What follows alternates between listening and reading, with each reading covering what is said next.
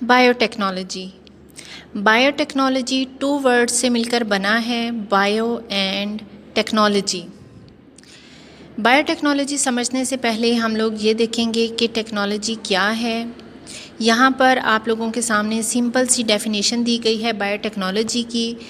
कहता है it is the application of scientific knowledge for practical purpose specially in industry. Scientific knowledge को, साइंसी इल्म को हम लोग प्रैक्टिकल पर्पस के लिए इस्तेमाल करते हैं, स्पेशली इंडस्ट्रीज़ में, इंजीनियरिंग में या फिर मेडिसन में। हम लोग नई नई चीज़ें बना रहे हैं। आप लोग देखते हैं कि अगर इंजीनियरिंग में हम इसका इस्तेमाल करें साइंटिफिक नॉलेज का, तो हम लोग डिफरेंट जो हैं चीज़ें या पुर्ज़े इकट्ठे किए जाते हैं। फॉर एग्ज़ाम्पल गाड़ी बनानी है, ठीक है, उसके लिए डिफरेंट पुर्ज़े इकट्ठे किए जाते हैं, गाड़ी तैयार की जाती है। इसी तरह से मेडिसन बनाने के लिए डिफरेंट केमिकल्स, डिफरेंट जड़ी बूटियाँ इकट्ठी की जाती हैं।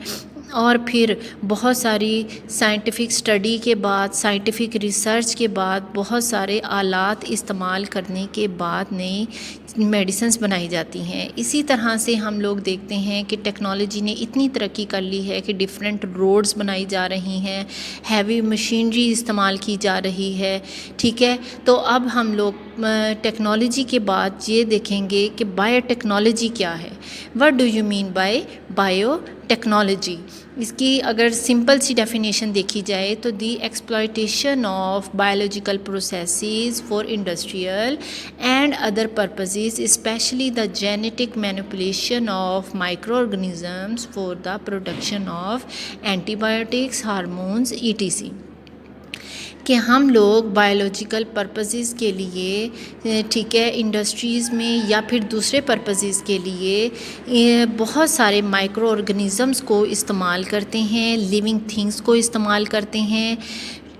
सिंपल से वर्ड्स में हम कह सकते हैं कि टेक्नोलॉजी में लिविंग थिंग्स के ज़रिए हम लोग नई चीज़ें प्रोड्यूस करते हैं, जैसा कि दवाइयाँ, एंटीबायोटिक्स हो गए, हार्मोन्स वग़ैरह, जो कि नेचुरली नहीं हैं, जो इंडस्ट्रीज़ में तैयार किए जाते हैं, ठीक है। ये सारी की सारी दवाइयाँ जो हैं, मेडिसिन्स जो हैं, ये नेचुरली अकरिंग तो मौजूद नहीं हैं, ये टेक्नोलॉजी के ज़रिए ही प्रोड्यूस की जाती हैं।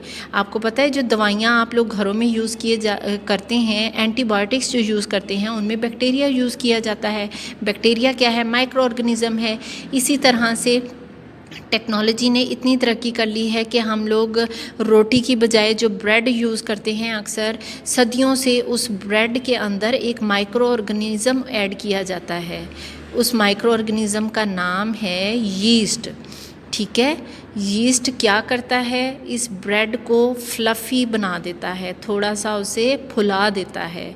यीस्ट कैसे इस्तेमाल किया जाता है? जब हम लोग ब्रेड बनाते हैं, हम यीस्ट को ऐड करते हैं, उसमें मिक्स किया जाता है। थोड़ी सी देर पड़ी रहने पर ये यीस्ट जो है उस ब्रेड के मटेरियल में कार्बन डाइऑक्साइड प्रोड्यूस कर देता है, और वो कार्बन डाइऑक्साइड उसमें होल्स या पोर्स प्रोड्यूस कर देती है।